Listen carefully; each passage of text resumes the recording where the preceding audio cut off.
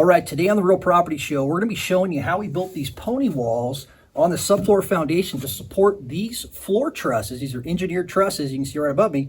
We're going to go ahead and walk you through it, show you how the guys put it in. So let's get started. All right, so what you're seeing here is we're actually drilling holes into the bottom plate for the pony walls, and we're installing Titan HD bolts. These are 5/8 bolts diameter, and they're getting drilled. They're 4 foot on center, and they're anchoring down this bottom plate into the footing. So it's 12-inch deep footing. So these are, I think they have about a 4 or 5 foot embedment. There's a picture of that, of the Titan bolt with a 2-inch Simpson washer that's just like a square washer. And the guys are they're spreading out this plate right now, and they're bolting this down. So they're going to be framing a pony wall on top of that.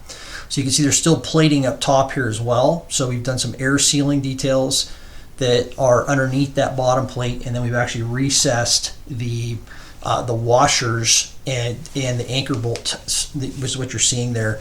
So it sucks it down. We have a 2x or a 3x plate that allows us to do that.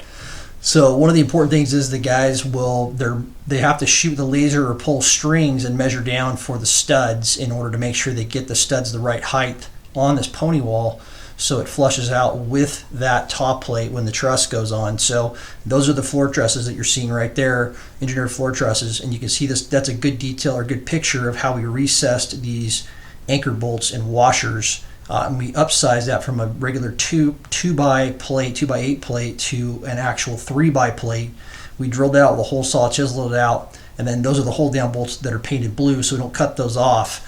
And then this is how these got done. It makes it a lot stronger. We can sheet right over the top of this. We have a nice clean sheeting with the subfloor sheeting goes over the top without having to notch it.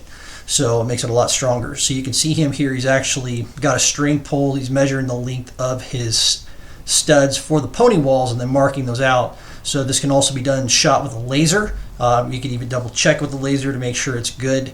But essentially you got to have a double top plate on that. So it's like 3 1/8 inches or so. And then you're going to have your 18-inch, the height of 18 inches of your truss, and that truss has to flush out perfectly with the top of that, the bottom plate on the top of the stem wall. So that's what he's figuring out right here. And you can see there's another detail where we got a hold down bolt sticking up. We painted them blue so we didn't cut them off whenever we were actually doing this detail, because if you cut those off, you're in trouble. The anchor bolts we can cut off and get them down. All right, so what you're seeing here is an air sealing detail that we do at the tops of the stem walls where the bottom plate meets the stem wall. There's 2 beads of DAP's extreme stretch caulking that's stuck down. There's then a sill sealer that's rolled out over this. It's stuck over the top of these hold down bolts and anchor bolts. And then we have an 8-inch wide plate here, so we had to get another 4-inch wide sill sealer that you'll see here in the back in a second. We're going to caulk that on top of this other layer of sill sealer that we're putting down so we can get a good seal for the full width of the plate. So we'll also caulk around these bolts wherever this is getting pushed down around the bolts. Those will get caulked, so we have a really good air seal there. Then we'll actually come back with zip liquid fashion. We'll caulk the bottom of the sheathing on the outside to the foundation to further seal this. So this is a great detail for a conditioned crawl space that you would use on a subfloor. All right, so I want to show you how this floor system looks once it's fully put together. Okay, so what you're seeing here, this is the exterior stem wall that runs around the perimeter of the house.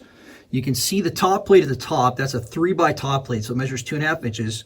You have the floor decking that's above, the OSB decking, and that's what you're going to be seeing us put down on top that we're gluing and screwing it down. And these are engineered floor trusses that are on each side here. These are 16 inches on center, and these are made to clear span the whole entire floor. This is a 28-foot span. Then down below you have the studs that come all the way down to a bottom plate that's a borate treated plate, and then you have 5/8 Titan bolts that are screwed down into the footing. So this footing is 2 feet wide. The stem wall is 8 inches, so on either side of the stem wall we have an 8-inch thick area of footing. This right here, this is actually 8 inches. So then you have a 5.5-inch wide plate that's right here that is screwed down with those Titan bolts that you can see there. We left a 1-inch air gap in the back. You can see that on the sides. This is so we don't get any thermal bridging from the stem wall, and then we're going to insulate in between these bays. Okay, so the black material that you're seeing here, this is Tremco's 250 GC. And the reason we put this on here is a vapor barrier. So what it is so we put this on before the plate was on, so this is continuous underneath the plate, and then it has to go up 6 inches on the other side, or up the wall, the stem wall, in order to be to act as a vapor barrier. We're going to continue that on top of this rock. There's some pipe underneath here, perforated pipe for our radon system, and we're going to put our Visqueen, 15 mil Visqueen, like a stego wrap. It's going to come over here, and we're going to seal this to this vapor barrier to make this continuous. So that's the reason this is like that. All right, so you can see one of the air sealing details that we did here. This is actually caulking that was put in between the green plate, or the borate treated subsill that was going on top of the stem wall here. And you can see how that's sealed, air sealed right there with that caulking. It's also that way underneath that material on top of the stem wall, as well as on top of that plate underneath the OSB that you can see, which is the floor sheathing that we have on this house. All right, so the way the floor system was designed in this home is it actually clear spans all the way from one side of the house to the other. There's a 28-foot span. You got these floor trusses up here. So there's ones that have a single bottom cord, some have double bottom cords, and they're flat 2x4s, you can see here. And there's some of them that are girders, and they're actually where they flip these over and they go vertical. And then that allows you to actually span from one side all the way to the other and leaves it nice and open to get anything underneath here you want. There's about 30 inches from the bottom of these bottom cords all the way down to this gravel, and the gravel is going to get that vapor barrier over the top, 15 mil vapor barrier, and it's going to seal it up. So we got a good radon system over here that you can use that'll actually be venting out the top of the roof on this home.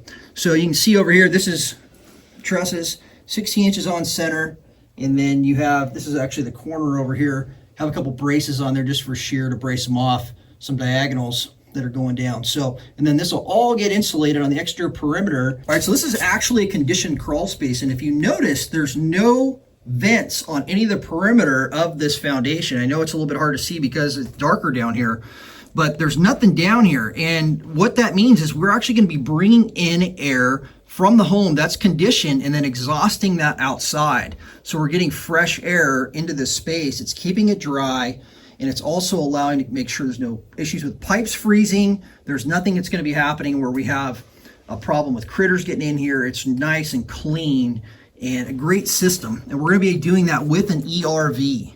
So an ERV is going to be able to help us pull that air in here and then get it out. So we'll be doing more videos on that as we go through this. All right, well, thanks for watching. I hope you learned something about our subfloor systems. We build the pony walls for engineered floor trusses. If you'd like more information about building a custom home, go to our website at freemansconstruction.com.